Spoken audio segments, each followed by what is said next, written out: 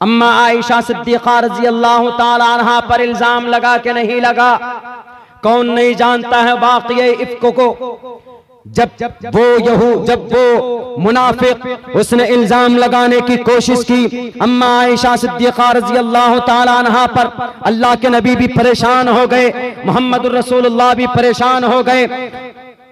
और फिर कहा क्या होना चाहिए सब परेशानी के आलम में। अम्मा आयशा को पता चलता है तो रोती है। तो उसके बाद अल्लाह तबारक व तआला ने इस दुनिया पर आसमान से अम्मा आयशा की बरात का, उनकी पाकीज़गी का ऐलान करते हैं।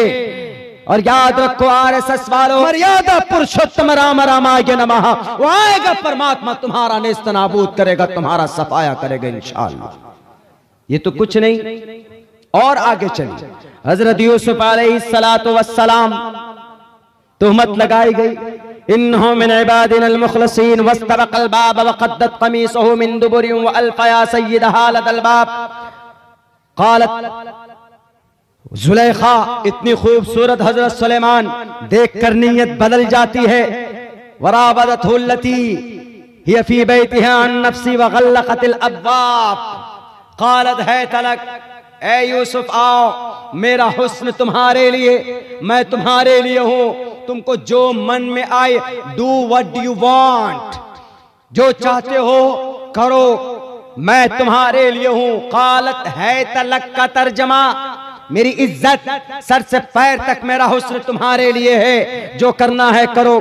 लेकिन जब हजरत यूसुफ अलैहिस्सलाम ईमानदार, एक नबी की शख्सियत, नबी बनने वाले, मासूम भोलेपन, सीधे सादे इंसान, उन्होंने जब बचना शुरू किया, जब वो भाग रहे थे तो दरवाजे पर जुलेखा, उनके गार्जियन ने उनको देखा और फौरन वहां पर इल्जाम डाल दिया कि देखिए ये यूसुफ है, ये हमारी इज्जत पर हाथ डाल रहा है, आप अब क्या करेंगे इनके साथ। तो वहां पर अल्लाह तबारक व तआला ने वशहीद शाहिदुम मिन अहलिहा, कहा जाता है कि एक छोटे बच्चे के जरिए से अल्लाह तबारक व तआला ने हजरत यूसुफ की मदद की और कहा कि नहीं, झूठ बोलती है वो।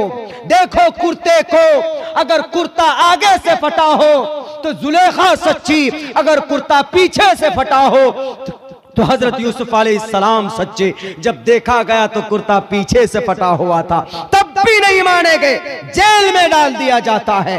जेल में चले गए यूसुफ अलैहिस्सलातु वस्सलाम। वहां जाने के बाद कुछ दिनों के बाद निकले तो नबी के साथ साथ में वजीर आला बने। कहां के? मिस्र के वजीर आला बने।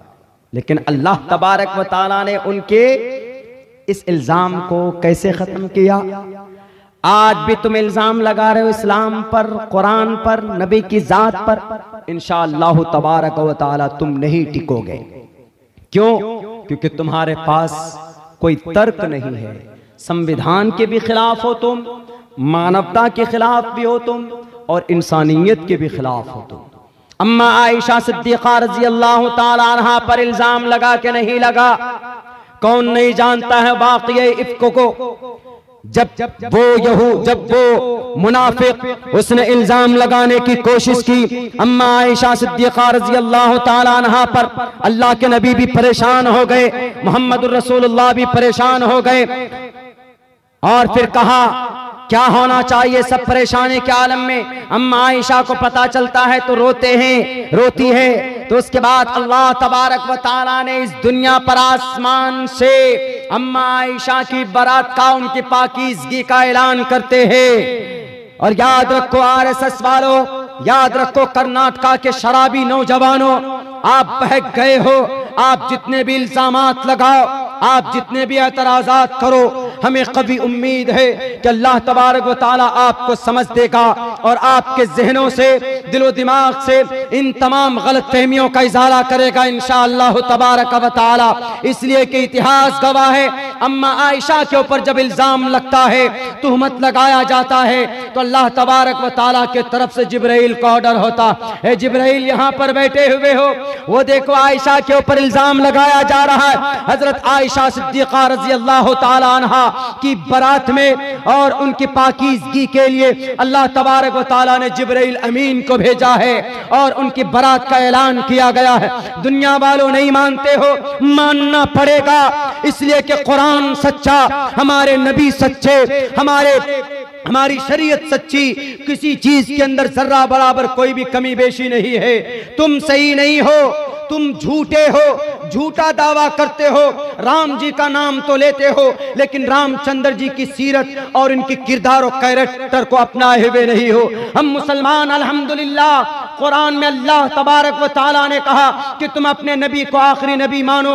आज कोई भी मुसलमान ऐसा नहीं होगा, जो मुसलमान होगा सच्चा मुसलमान तो वह नबी को आखिरी नबी मानेगा, क्योंकि यह कुरान का ऑर्डर है। मा काना मुहम्मदुन अबा अहदिन मिन रिजालिकुम वलाकिन रसूलुल्लाह व खातमन नबिय्यीन। हम अमल करते हैं, तुम अमल नहीं करते, इसलिए कि तुम्हारे कुरान के अंदर अंतिम महर्षि का जो जिक्र है, उन अंतिम महर्षि के ऊपर जो श्लोक मौजूद हैं तुम उनको नहीं मानते हो।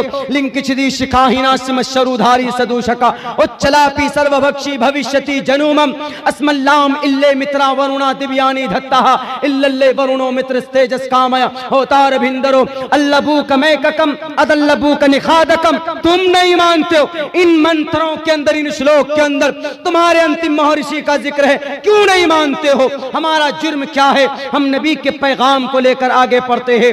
हमारे नबी ने कहा साफ लफ्जों में, नबी की जुबानी अल्लाह तबारक व तआला ने कहलवाया कि ये नबी जो शरीयत लेकर जा रहे हैं यह आखिरी फाइनल शरीयत है, इसमें कोई कमी बेशी नहीं हो सकती। अल-यौम अकमलतु लकुम दीनकुम व अतममतु अलैकुम निअमती व रज़ीतु लकुमुल इस्लाम दीना। हम मर जाएंगे लेकिन कुरान को, आखिरी नबी का अकीदा हमारे सीने से जुदा नहीं हो सकता है, क्योंकि कुरान का फरमान है। तुम कैसे धार्मिक हो, तुम कैसे वैदिक हो?